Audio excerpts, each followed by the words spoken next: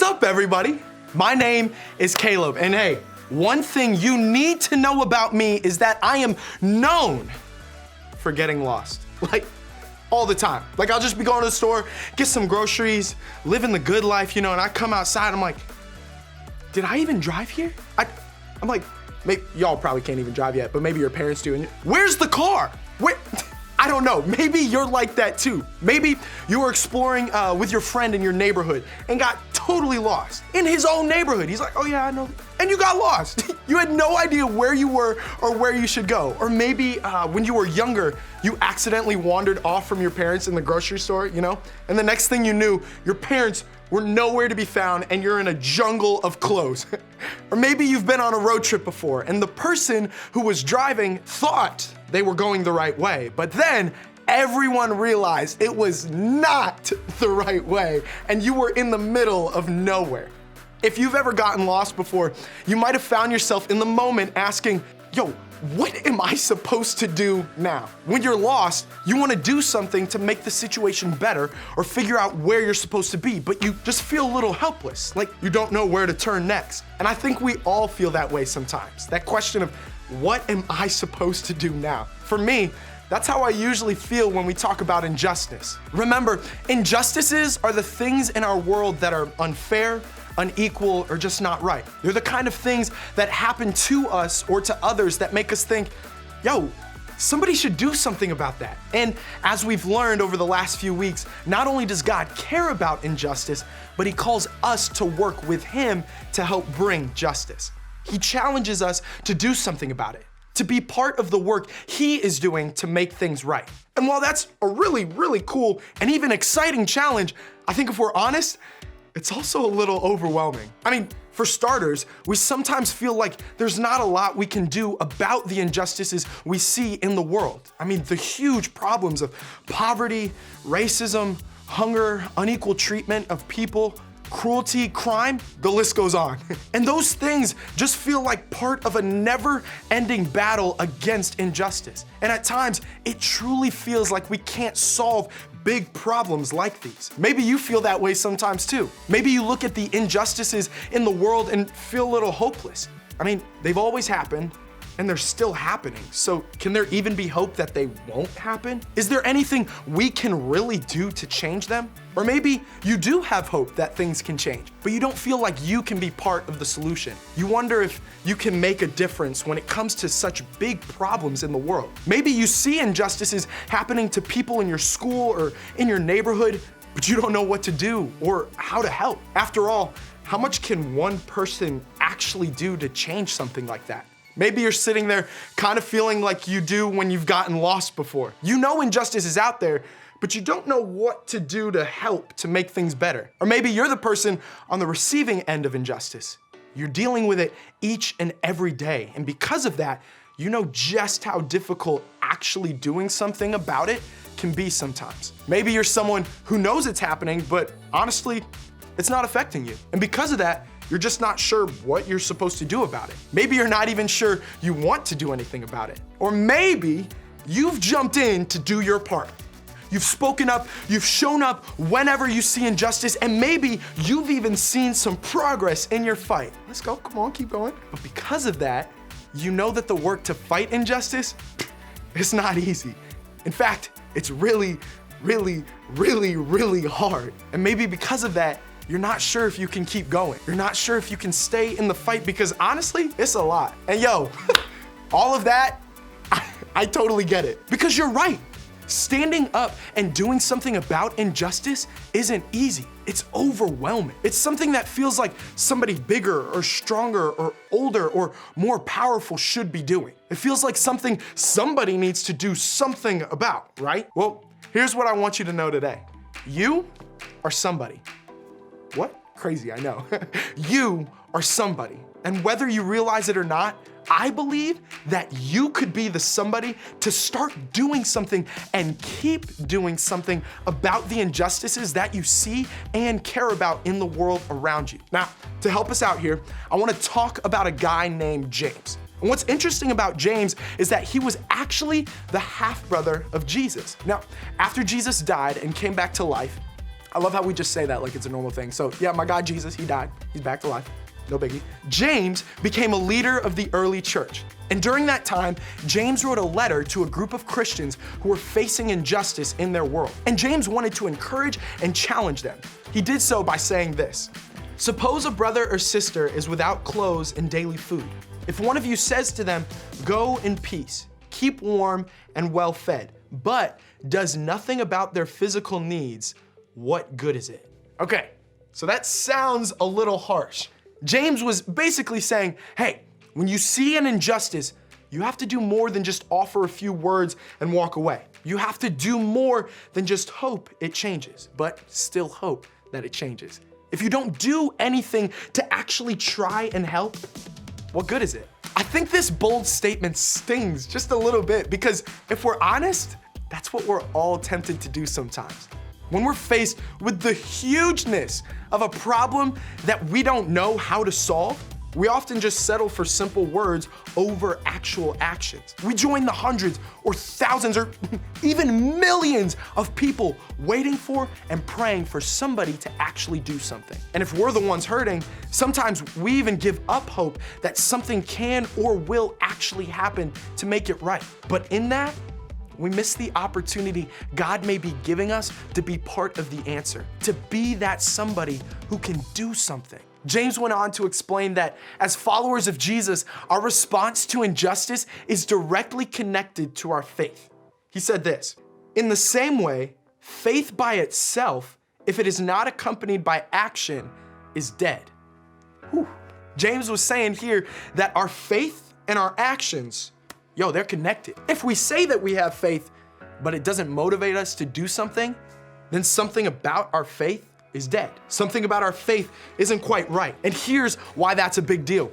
Living a life of faith is about becoming more like Jesus. And even if you've missed every part of this series so far, here's the part I want you to always remember. When it came to injustice, Jesus was always doing something. Always. And when we make that shift to allow our prayers and words to turn into action, we're becoming more like the person we're praying to. We're becoming more like Jesus himself.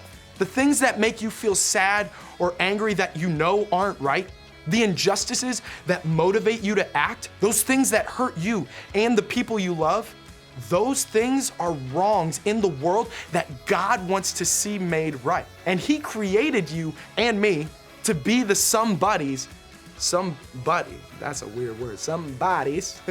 He created you and me to be the somebodies to do something about it. Not just talk about it, but to be about it. Come on.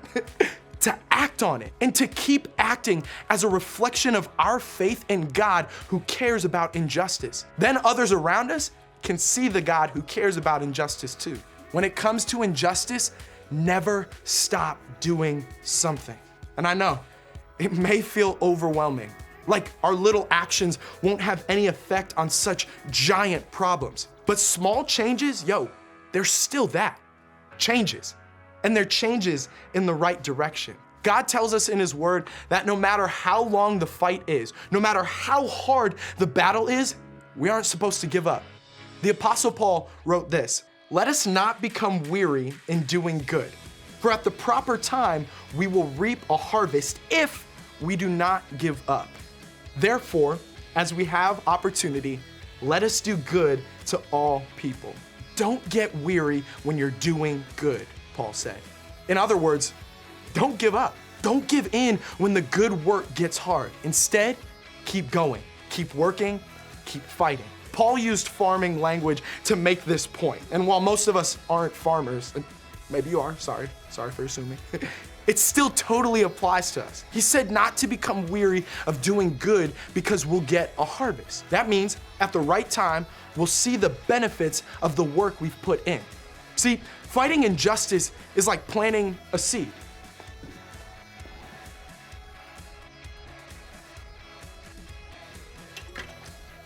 You plant it, you water it, and you give it sunlight and time to grow. Now, here's the important part. You can't just plant the seed, water it once, and hope for it to become this. Nah, You have to keep showing up to water it, to look out for it, to check in on it. You may not see much at the beginning, and you may not even think that a plant will ever sprout, but underground, a lot is happening. And at the right time, the plant will pop up, and eventually it will be harvest time. I'm gonna move all this. It's the same with injustice. Even if you don't see any change right at the moment, don't get discouraged. Do not grow weary. You are making a change. Some of that change might not happen right away.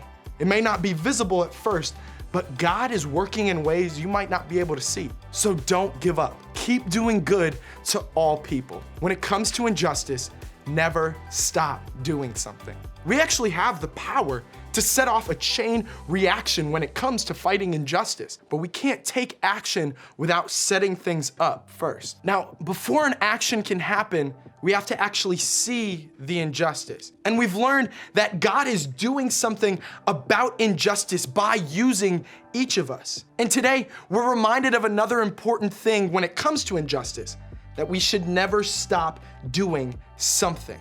Now, doing something about injustice can't just be a box that we check. It can't be a one-time thing. We can't be the somebody who does something once, woo, and never does it again. If we want to be people who show others that God cares about injustice, we have to keep caring, keep acting, and keep working together. When it comes to injustice, never stop doing something. God calls us to a lifelong attitude of justice and continued action as we live out our faith. We might not be able to change everything, but we can keep doing something. Maybe you're already doing something, or maybe you're not sure where to start. Well, here are a few ways we can all keep doing something about injustice. First, use your voice. Speak up. Say something when you see it. Share about it on social media. Talk to a friend about the causes that you care about the injustices that are moving you to act. Start a conversation with a teacher or adult who can help you fight against injustice you might be experiencing. We may not have all the power or money or platform to make huge changes, but we do all have a voice to speak up when we see injustice happening. And when we speak up, not only are we telling those around us that we care about the injustices happening and the people they're happening to, we're showing others that God cares about it too. Use your influence. All of us have some sort of influence. Maybe you're popular at school. Lucky. Maybe you're a leader on your team or in your group. Maybe you have a younger sibling or neighbor who looks up to you. Whatever influence you have, use it to help others see the injustices you care about. Use it to educate. Use it to encourage others to act alongside you. Use your talent.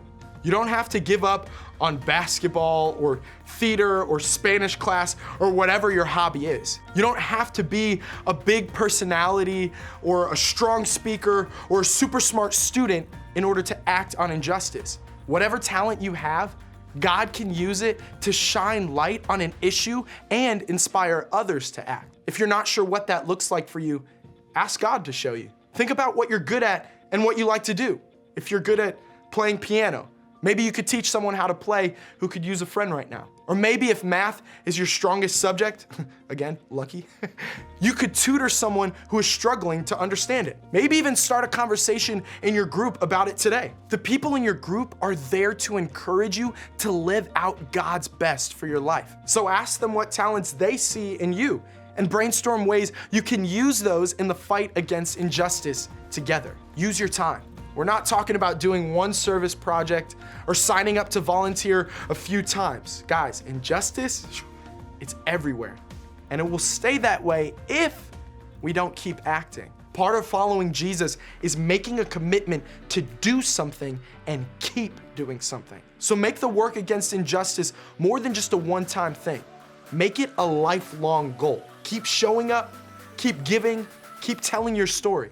No matter what, don't give up on the fight. Because when it comes to injustice, never stop doing something. Maybe you've never thought that God cares about injustice. Maybe you've never realized that it's out there and impacting the lives of people you may know. Maybe you've never thought that you could be a part of the solution. Or maybe you've lost hope that God still cares about you and the people you love who are hurting. My prayer for each one of you is that your eyes will remain open to see the injustices in this world, that your heart would be moved to act, that you would stand with others so they don't have to experience injustice alone, and that you would make injustice a cause you take up for the rest of your lives. Because I believe you can be the generation that makes the kind of change that lasts, the kind of change that makes this whole world a better place for all of us. I believe you are the generation who can do something.